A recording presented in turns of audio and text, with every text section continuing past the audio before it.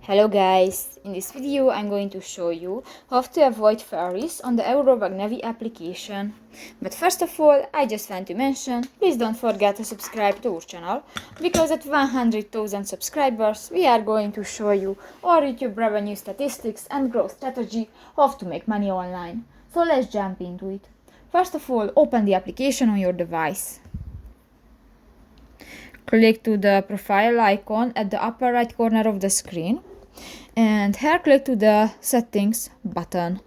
You can find different options and click to the first, the route and navigation, and go to the second section, the route options. You can find the fourth option, the avoid ferries, and if you want to enable this function, just click to the next gray circle, and if it will be turned blue, this function will be enabled. So that's pretty much it for this video, guys. See you in the next one. Bye bye.